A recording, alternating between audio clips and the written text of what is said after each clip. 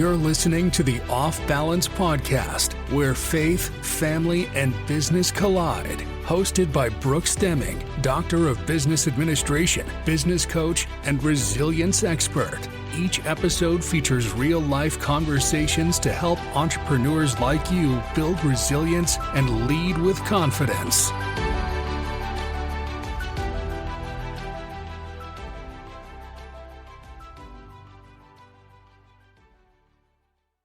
Welcome back to Off Balance. I'm your host, Dr. Brooks. Today we're diving into a conversation that hits close to home for many of us. What it really means to be successful. Paper, you may look accomplished, but inside you feel the gap between achievement and alignment. That's exactly why I'm excited to introduce today's guest, AJ Bishop Andrews.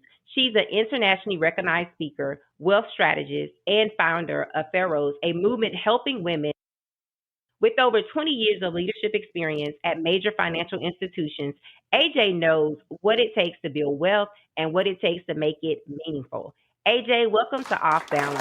Oh, thank you so much, Dr. Brooks. I'm so excited to have this conversation and be with you today. I gave our listeners a short version of your story, but I love for them to hear from you. So can you introduce yourself and share a little about who you are and the work that you do? I would just first start by saying, I feel like your mess is part of your message. And that really is where my story begins. So I am half Brazilian. My mom is from Brazil. She grew up in very poor conditions. And my father grew up on a cotton farm in Alabama. And so what they instilled in me, this version of success, was really it was the American dream. It's you go to college, you get the job, you have the kids, and you make the money, and therefore success equals happiness. But what happened was when my mother was pregnant, about a year after I was born, my father unfortunately passed away very quickly from cancer, and he was 37 years old. And at the time, my mother, still, new to the United States, still new to understanding English and the financial services industry, made some decisions that I would say were not aligned with what she values. And the result of that was her making what could have been, honestly, a really comfortable lifestyle for me and my sisters. Unfortunately, she was taken advantage of, and she invested in some really bad investments. Now, the idea of success, right, is that we have money to invest, that we have things or cars or homes that we're proud of. But when everything is taken away from you in a moment's notice, candidly, you really start to remember, right, what your priorities and your purpose is. So I always dedicate the beginning of my story to my mom because she is the ultimate feroz woman. Feroz in Portuguese means fierce. And she's ultimately what has inspired me now, after 20 years of being in the wealth management industry, to change the narrative around what does it mean to be successful? What does it mean to truly be wealthy? What does it truly mean to be rich? And that's why I'm really excited to be a part of your podcast today. You have a phenomenal story, a beautiful beginning. When it comes to success and making the decision to walk away from corporate, what did that look like for you? Well, I call it the yo-yo experience. It feels like oftentimes when you want something and when you are called to do something, sometimes they're not always in alignment. So I would say that I never had a passion for being in the wealth management industry. When I got married in my early 20s, I moved to a really small town, and working at the bank was the best job that I could find right after college, rather. And so I started as what they called like a licensed professional, where I learned how to, trade mutual funds and all of that. And it just stuck. And the reason why I stayed, and the reason why I realized like my greater purpose was there just weren't any women in the room. And there definitely weren't any women that looked like me. And so it kind of became almost a personal mission while I was in the wealth management industry to stay, because I wanted to see women become confident in making financial decisions. I wanted women to see that it was possible to have have it all, if you will. But what it cost me on the way there is I got divorced. I was probably near right? Alcoholism. I was making poor decisions. I was moving all the time. And I really never was connected to the true meaning of me having all of this money, but really feeling unfulfilled and discontent on the inside. So about COVID time, when everything started slowing down, I just really started to think about, what does this new chapter of my life look like? I had met the man of my dreams. He had 3 kids from a previous marriage, which at the same time, I also was like, I never thought I'd become a mother. So I really leaned into the value. One of my top values is family. And I thought to myself, how do I lead a successful life without the identity that I've grown so accustomed to? And so when I say it was a yo-yo experience, it literally has been a 5-year journey, right? Here we are, 2025, where I'm still uncovering and still detaching from this idea of what success used to mean to me, right? Like success used to mean I'd walk into a room and receive an award or recognition for the growth my team had for the year or the number of clients' lives we impacted. And now I'm like, okay, success honestly, to me, means I'm bringing others along, right? I'm really reaching in and finding the women who need support and need what I can offer and helping them come over to the other side and decide, like, for themselves, what does success really mean for me? Let's sit in that for a moment. So, you were at the pinnacle of your career. So, how did it make you feel to make the decision to walk away? Oh, it's something I knew I wanted. Like my heart was calling. As I mentioned, it wasn't a career path I thought I would have stayed even 20 years in. And I'm still very connected to the wealth management industry. I still consult, I still speak, I still help and advise past advisors and clients that I used to work with. But it really became a situation where I had to get clarity around what this next chapter felt like for me. And for me, the word legacy kept coming back, right? It was a deeper meaning of contentment. It was a deeper meaning of being connected to my source, whether our listeners listen to God or the universe, abundance. Like for me, I really wanted to uncover what it feels like to be perfectly content despite the balance in my bank account.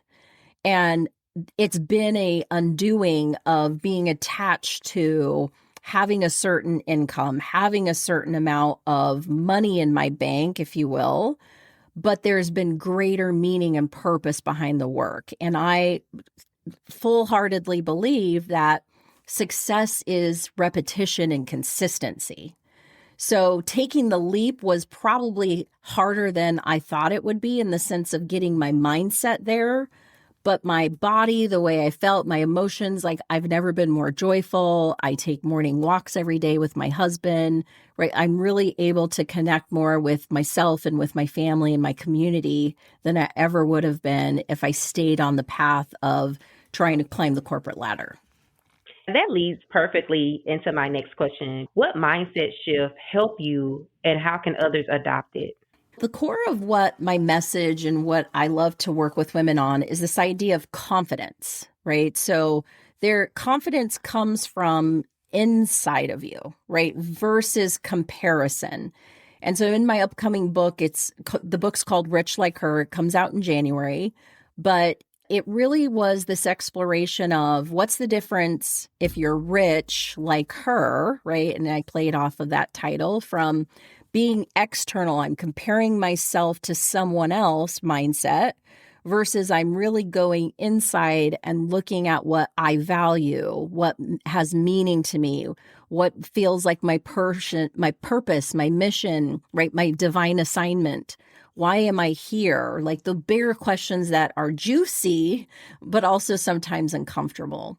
So it's this idea of having what I call an abundance mindset, a growth mindset. I'm sure some of you have heard of really looking inside and saying, okay, what am I like? Who am I really at my core? Who am I? And if I could be honest, what is possible? What are some things that perhaps I didn't feel at the time, given what I call invisible rules or expectations that I couldn't really lean into?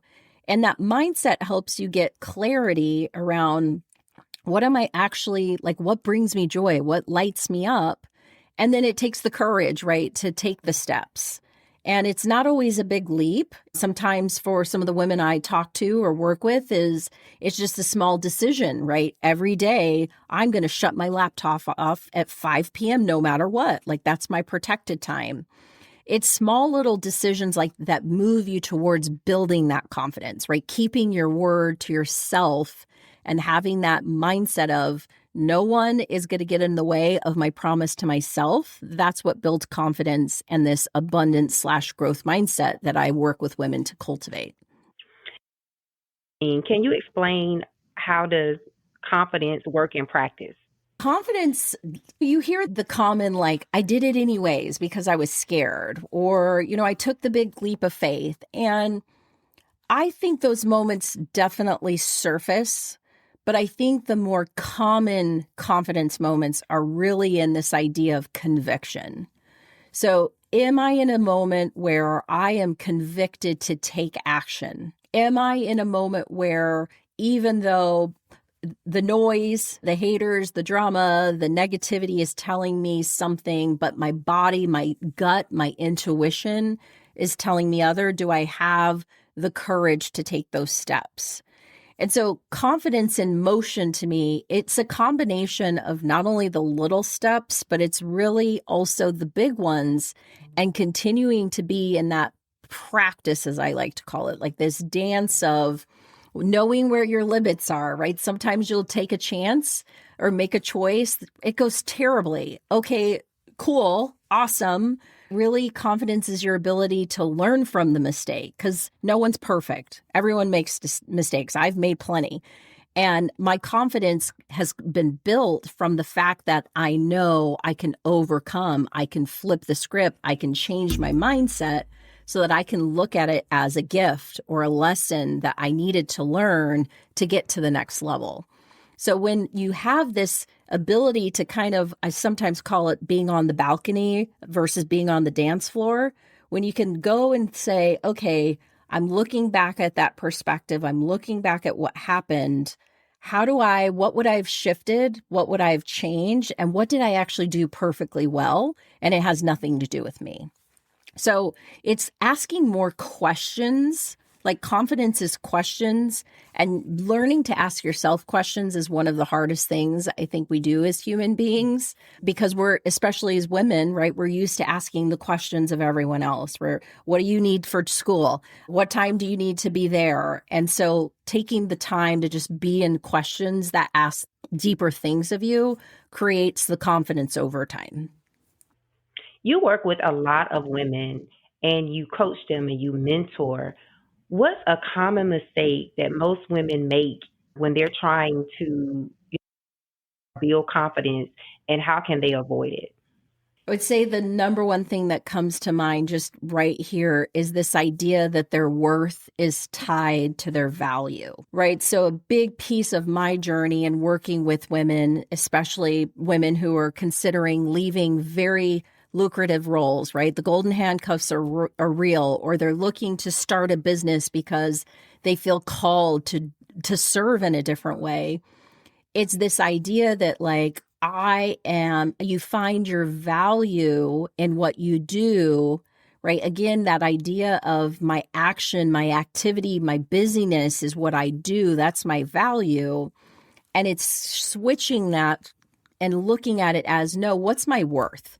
What am I uniquely here to do? What is my zone of genius? Where do I see things that other people can't see? And how do I know it at a gut level in my bones what I'm actually worth? And sometimes that's not money, right? Sometimes that might be your talent. You may have the most creative mind that's out there and you just haven't tapped into it. You might have the most creative way to help others solve problems that you just in your sleep could fix. And knowing that just like it took time to get to the level of success or wealth or money or paycheck that you have, if you've done it once, you can do it again. So knowing and having that internal worth, that conviction, and the clarity around how do I move forward in a way that's in alignment with me versus what I thought I should have been is the ultimate determination of your worth versus what you think you're valuable enough for. That leads perfectly into my next question. And I hope is it Pharaoh's? Pharaoh's. Okay. It's more than a brand, it's a movement. What does it mean to redefine wealth, power, and legacy for women today? So, one of the things in statistics that's very common right now going around in the wealth management industry is in 2035, so exactly 10 years from now, starting really in 2030, the majority of wealth will shift hands into women. And what I know I've been put on this earth to do, like my God-given talents, is taking the complex and making it very relatable and simple. And at the core of being confident in making financial decisions, it's that internal knowing that you can get through any decision that comes across your desk, right? Or across your plate or, serve it up. Like how many decisions do us women have to make on a daily basis? But there's these core moments in time where your financial decisions mean everything to not only your future, but your children's and whoever it is that you're here to serve. And so Feroz has a vision and a mission to impact 1 million women in 10 years because the money will be transferring and we just need to ensure that women feel confident with what they want to do with it. So that goes from looking at new levels of success that are possible that maybe you thought were impossible. It's looking at what are my values? How do I want to be investing what I call your 3 T's, time, talent, and treasure? And that's the new economy I believe we're heading towards is more women focused on the things that really move the needle, bring community together, and investing those 3 T's, time, talent, and treasure into things that are meaningful to create legacy for future generations. So that's the mission, that's the movement, that's why we exist, is to get women to a place from, maybe I feel somewhat okay about making financial decisions to know, like, I got this. And if I don't, I have a community of powerful women who are going to have my back and help me get through it.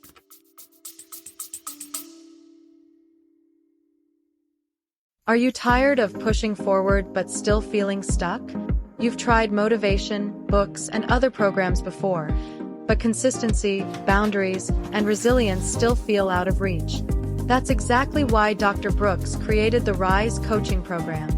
In just 8 weeks, you will walk through a proven framework to help you get rooted in purpose, identify boundaries, strengthen resilience, and execute with consistency. Imagine finally saying no without guilt, bouncing back faster from setbacks, and leading with the confidence you know you were created for. If you're ready to stop spinning your wheels and start building momentum, this is your moment. Visit brooksdeming.com to book your spot in the Rise coaching program today.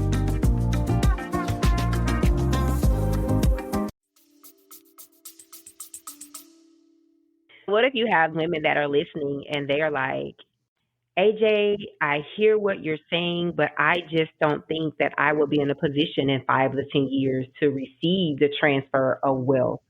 So, what are some strategies that they can do right now, today, to start preparing themselves when that shift occurs?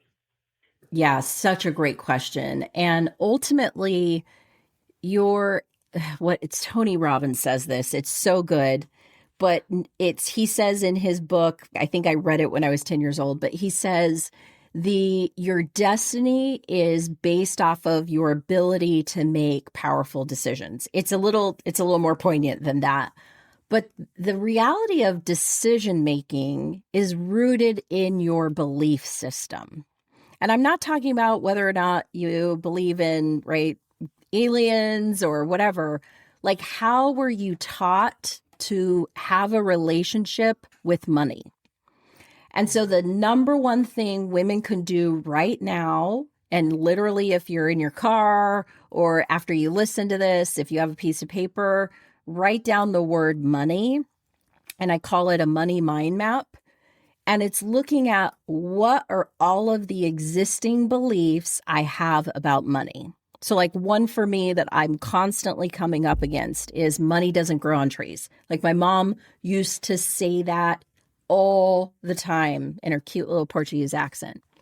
And as I grew up, what I made that mean to me is money, you have to work hard for money. If you're not busting your tail, you're not going to make money, you're not going to be successful. I have and continue to need to work through that limiting belief as I continue to rise to new levels of wealth that my mother could have never imagined, right? Because she had her comfort bubble with how much money she was willing to receive. But ultimately, your ability to receive money, to receive wealth is limited by your beliefs. And so if you take literally 5 minutes, maybe every day, even just now, write down the word money, write down every single, I call them wealth scripts that you can come up with. Money doesn't grow on trees. Money is for bad people. Money is, I'm broke, like all of the things that come up.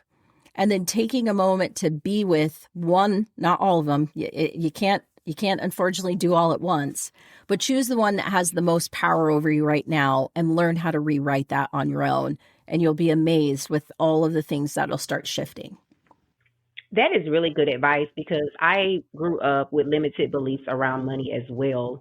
I can remember when I got my first job, I didn't negotiate salary because I felt lucky that they're even considering me.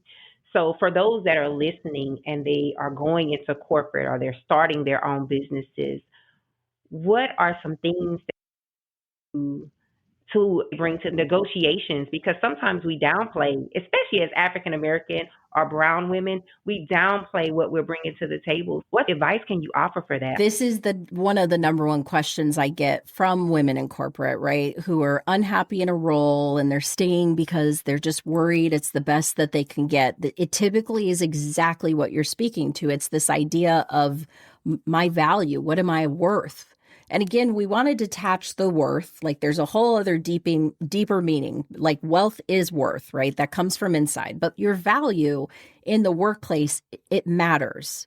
And what we've seen is the research around, right, women and pay equity. It's not only because of the system, if you will, it is because we're still not confident asking for what we're worth, right? What our value is in the workplace. So one of the most common advice is that I give women who are trying to negotiate any kind of compensation. So whether that's you're starting a new job, you're asking for a raise, you're trying to raise your prices if you own your own business, is looking at the number that really scares you. So for example, if you're making $100,000 right now and I really would like a raise, what's actually that number that scares the living out of you? Now, don't do anything with that number yet. Start your research, right? We live in a time where you can Google anything you could possibly think of, and ChatGPT should, if it's not, already be one of your best friends. You could literally ask ChatGPT, I am a woman who has 15 years of experience in HR, and I do XYZ PDQ. What is the average salary range for this position? Because here's the reality is when you have facts to take to your person, your hiring manager, your HR team, your client, and you can say, here is the value of the work I do, it no longer becomes about your worth and your value. It becomes about the work that you're doing on a daily basis.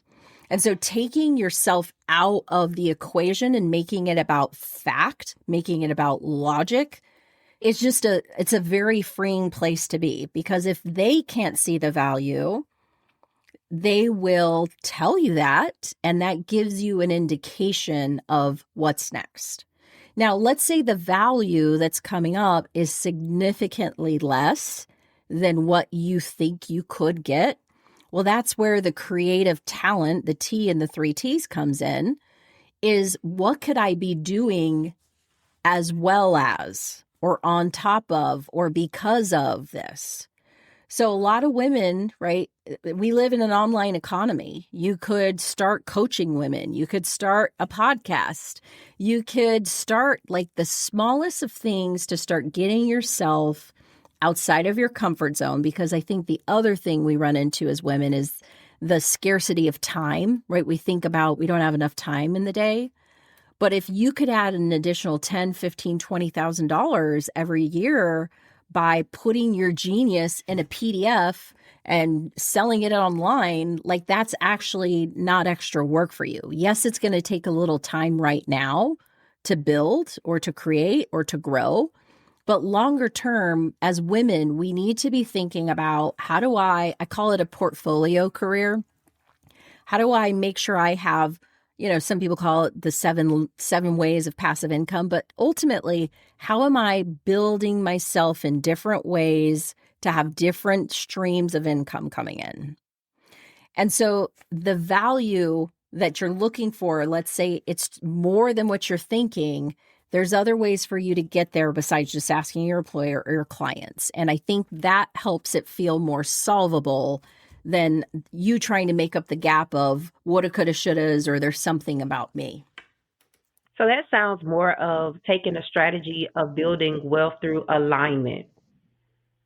So you're more so kind of balance that you have in order to bring in more income. So good. You just dropped the mic for the podcast because that's 100% it. When you are in alignment, right?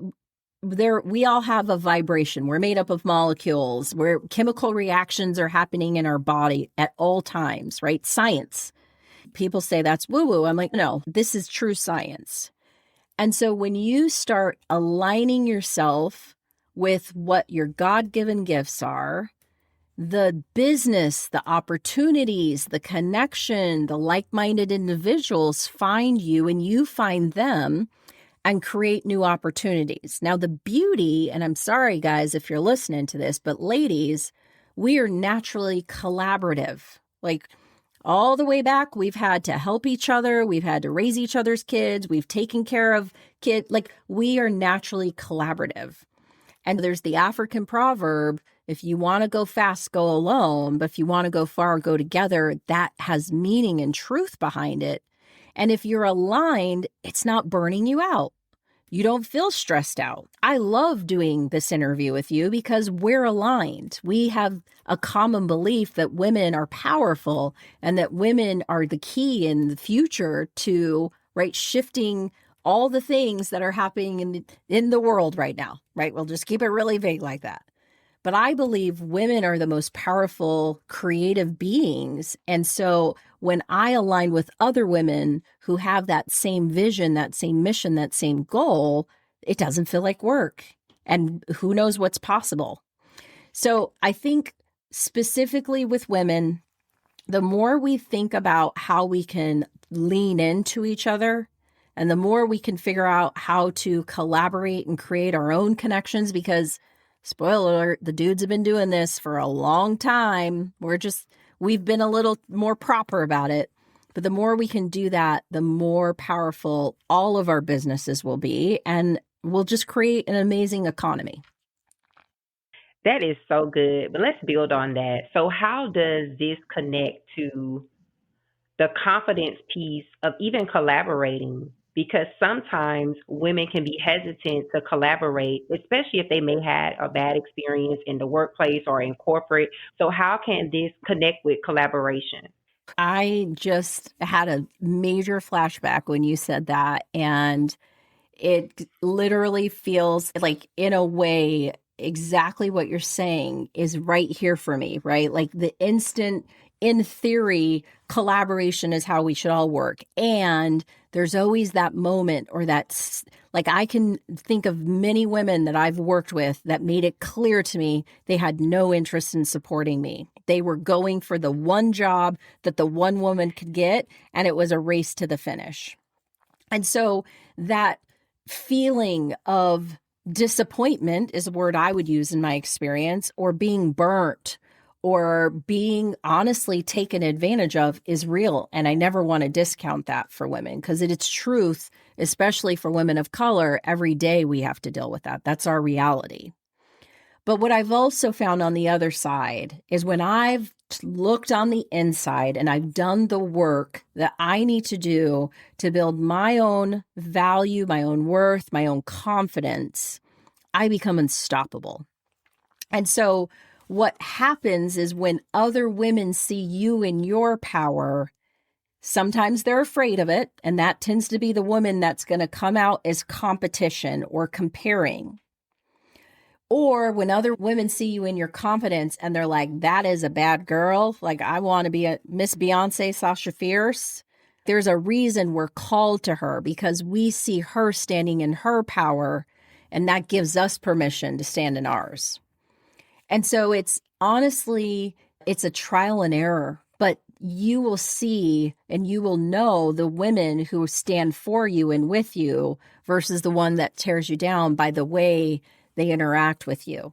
So what I'm saying is just put the haters in a box, let them go do their thing, and find the women, right, that are like-minded, your tribe, your circle of supporters, as I like to call it, that are going to lift you up and want to see you be successful. Yeah, you are sharing so much wisdom. So if someone is listening and they feel like you are a great fit for them, how can they work with you? I would love to say that I work one-on-one with people, but I don't because my mission is big and it's wide. But the best way to start working with me, part of my book launch, Rich Like Her, is about bringing women together in these environments where we want to build women. We want to collaborate, we want to connect, and we want to use the creative power within each and every one of us to build something great. So I typically speak into large organizations, and if you have a community of women and you would love for me to come and share what I like to call sometimes a masterclass or a workshop, that's how I typically work with women. But for the first time in a long time, I'm going to be bringing together a small group of women starting in 2026 to really go deep into some of these frameworks and techniques that candidly were gifted to me. Right? Like, I didn't make this up. I had amazing mentors. I had amazing confidants who have taught me along the way. And what I feel is now my purpose and calling is to share, because I want the future generation of women to come out more powerful and more confident than I could have ever imagined. I want women my age to start rolling into their second chapter, thinking about how do I be the best version of myself possible. And it's going to take all of us living in their confidence to build each other up to ensure that by in 10 years, right? In 10 years, when all this money and power starts coming towards us, we know exactly where we're heading with it. So if you are listening and if you have a company, a corporation, or if you are a lead HR and you can bring in speakers, then she would definitely come and to facilitate. So when it comes to your book, are you doing a pre-launch? Yeah, so my pre-launch starts in mid-October. The book is going to drop in January 2026. I'm super excited. It's been a year of me honestly just going in the cave, using my experiences, using the experiences of women that I have had like the absolute pleasure to work with. And the beauty is it's not a nonfiction. It is a fiction book because I know that women build their strength and power through storytelling. So really, the book is meant to spark the deeper questions that even we've been talking about, whether you're a stay-at-home mom, whether you're recently divorced, or whether you're in that corporate career where you're starting to burn out.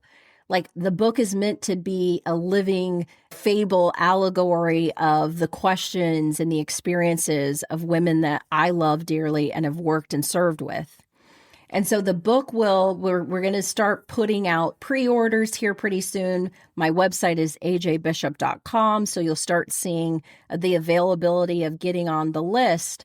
But I will also have some really exclusive promotions and offers tied to that, which will give you the opportunity to work more closely with me in 2026, because I am convinced that next year is the year of women, where women own wealth. And we're working towards building a collective of women who want to make this next chapter, future generations, just the most amazing and powerful source of their legacy and what they stand for. So be on the lookout. My social channels are all AJ Bishop Andrews. You can find me almost everywhere. Google it, but you'll start seeing the pre-launch and the pre-order for the book here pretty soon. That is so beautiful. So just sitting there for a moment, what inspired you to write your book? I would say that for years, especially being in a predominantly white male industry, I have had to quiet my voice, right? I've had to learn how to fit into places and spaces that were never built for me.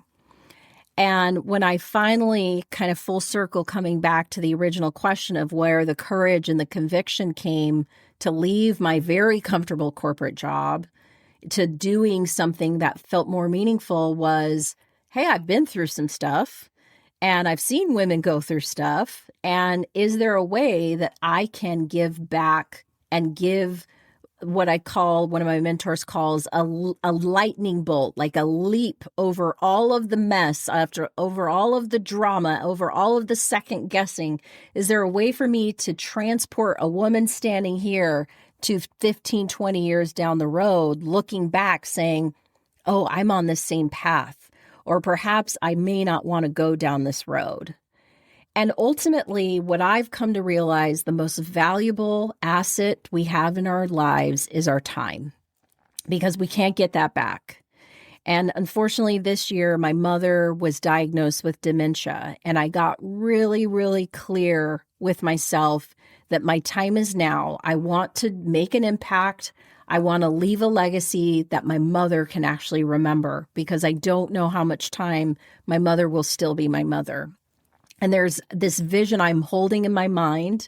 I haven't actually talked about this publicly, so it's really just coming up real time for me. And it's right, I'm getting all body feels for it. I'm getting excited. I have this vision where my mom is standing on a stage with me and she's seeing her legacy in real life, right? She's seeing a future for all the women that I'm impacting through my speaking, through whatever is to come. I'm not really attached to what that looks like, because right now my purpose and my focus is my time with spreading confidence and success and the word of right power, and shifting that in a way that women can really try it on, right? Make sure it's a good fit for them and walk out on the on the walkway, or the, what is it called in the fashion world? The runway, right? Showing up exactly who they are. So for me, that vision is where I'm working towards, and I don't have a lot of time. The thing with dementia is you don't know, there's like no way to know where they're at in the process. She has good days and bad days. But man, when that good day comes, she's going to be on the stage with me, and she's going to look out into an audience of women and know that she created that room for these women because she created me.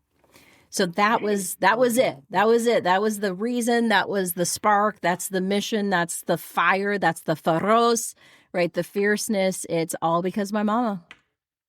That's beautiful. Just listening to you, your experiences, and just how you have wrapped it up in this beautiful package. You are definitely going to be a change agent at the macro level. There is nothing small about you. There is nothing small about your mindset, your passion that you have for women. So, as we wrap up, what's one message to leave with our listeners who is navigating their own journey of building confidence, their own journey of walking away so that they can be in true alignment with what God has placed on the inside of them? Yeah, I think that you just beautifully said, right? Like, God made us whole. He made us in his creation. And so knowing that you are exactly as you should be, even if you're in the worst place of your life, that is building you towards the next level, right? I used to think that setbacks and failures meant that something was wrong with me, or that I wasn't worthy, or that women like me weren't going to have, like, I used to have all the complaints and the excuses. And when you realize that when you can master your mind and the way you look at your own inner abilities, like you become unstoppable. Nothing will stop you. The women you need to find, the men, the communities, the friends, the networks, they will all start coming when you are standing in your power. So the key pieces and the invitation is to do the inner work. It's not easy. It's not comfortable, but it is a powerful process that the divine God has given us to find out what we're really made of. And I think it's the key to where we're heading next.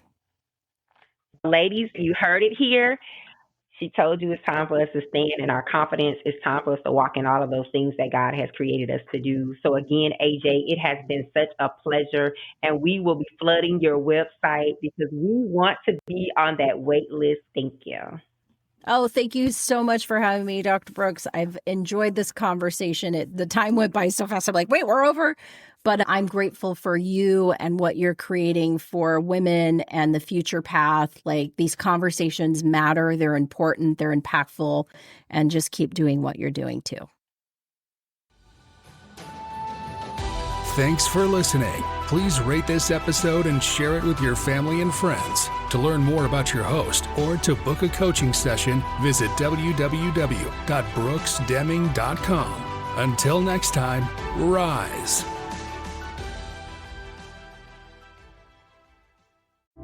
Hi, I'm Tiffany of Tiffany Brown Designs. With over 20 years of creative experience across industries, I create and elevate brands one design at a time through intentional graphic and brand design, polished film and video editing, and creative artistry. Even the music you're hearing right now, that was produced by me.